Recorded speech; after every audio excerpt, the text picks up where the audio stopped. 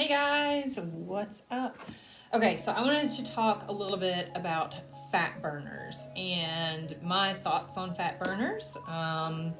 This is just from my experience, my studies, I guess. I don't really like saying research. I feel like research is you're inside a lab, like doing, performing actual analysis and studies. So I would say through reading, through listening to podcasts, through personal experience, through my due diligence on reading up on products, reading other studies, listening to other professionals in the business in regards to fat burners. And the overall consensus of the educated in the nutrition exercise world is they are the trash. They are the trash of supplements. They do not work like you think they do. They actually can cause havoc on your system and cause a whole lot more issues, worse than just trying to lose weight. They can make it harder on you in the long run to lose weight. And so let me explain that a little bit. So basically, your fat burners are going to be some kind of stimulant in them, whether that's caffeine, yohimbine, I don't even know, but there's so much of it out there that's going to be in there. And what happens is it does increase your energy initially. It will help to stimulate you and give you some more energy, right? It's caffeine.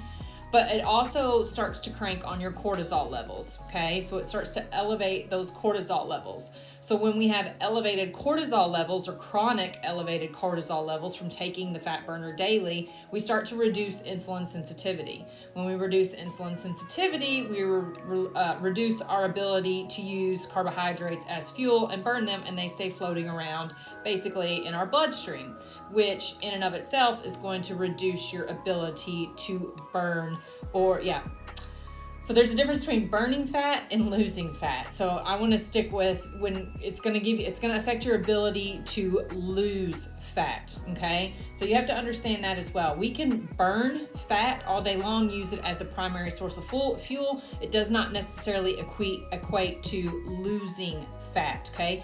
At the end of the day, calories in versus calories out is always king. So if you're not in a calorie deficit and you're not eating carbs because you're thinking carbs are what's making you gain weight, and you're overeating on fat and you think that you're like in this fat burning state because we're not eating carbs, but you're still overeating on calories, you're not going to lose weight. And I know that was kind of a big trail there.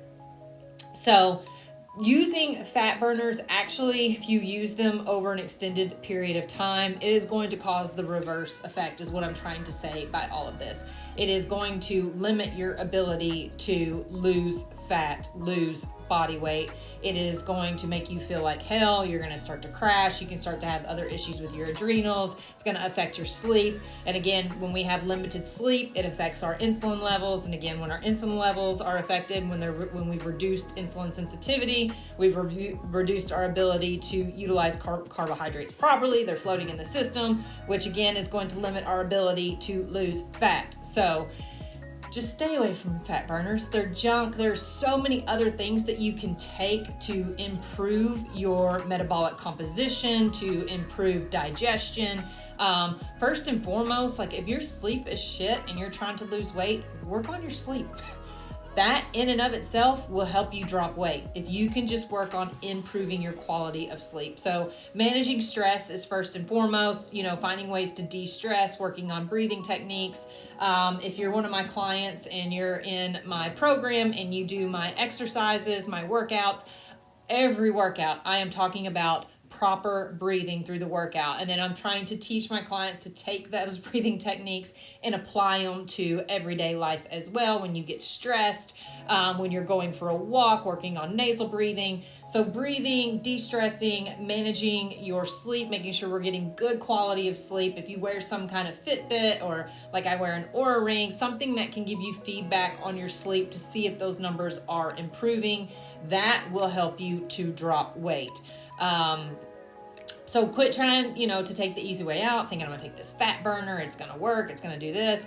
And I've seen so many of my friends that just take these fat burners and have zero composition changes. because again, it comes down to calories in versus calories out. But they are so cranked up. They're doing the fat burners. Then when the fat burners don't do enough, don't give them enough energy, they go to the energy drinks. And then when the energy drinks aren't doing it, they're cranking down more coffee in the afternoon. And it's this horrible, horrible stimulated cycle to get into that's going to start to have all these other issues go on that are going to be weight loss resistant for you, and then you're just gonna feel like ass, basically. So that's my thoughts on fat burners. You take it for what it's worth, but at least maybe do some research.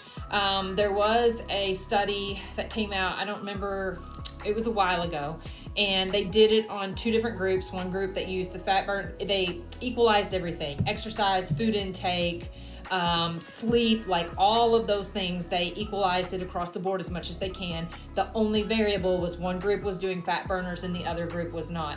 And the difference of calories burned by utilizing the fat burner versus the other group that wasn't was like 5 to 10 calories. That's all it did. It only increased your calorie burn by 5 to 10 calories. But this group that was using the fat burners, I think it was a 6-week, maybe 8-week study, something like that. So not a very long study, but still 6 to 8 weeks to show you if you're using a fat burner, it should have some kind of immediate result for you. In a week or 2, you should see a difference, right? If it's going to work. These started to have sleep regression and started to have all the adverse effects were starting to, they were starting to have those complaints and symptoms using the fat burner, plus hardly burning any extra calories. So there was very little calorie burn difference, but there was 0 difference in muscle gains, fat loss, anything like that across the board. So a lot of that stuff is out there. You can go to PubMed, you can go to Science Daily. There's a subscription that you can join to a place called mass.com, MAS.com, if you're interested in learning more about it. But, educate yourself. I always tell my clients, educate yourself before you just take supplements or anything like that. I will make my recommendations, but I always preface it that with, do your own due diligence, do your own reading, see if this is something that you want to take. All I'm doing is making a mere suggestion and you take it from there. Same thing with your fat burners or anything else. You need to read up, okay? Don't make it an emotional buy. You're feeling like crap, you want to lose weight. You start cranking down these crappy, trashy pills that end up having these horrible effects on you 6 to 8 weeks later. Don't do that. Just take a breather, take a day off, and maybe do a little bit more studying of your own, reading, listening to some podcasts, getting a little more education on nutrition as a whole. So that's my thoughts on fat burners. Hope you guys have a great day, and I'll see you in the next video.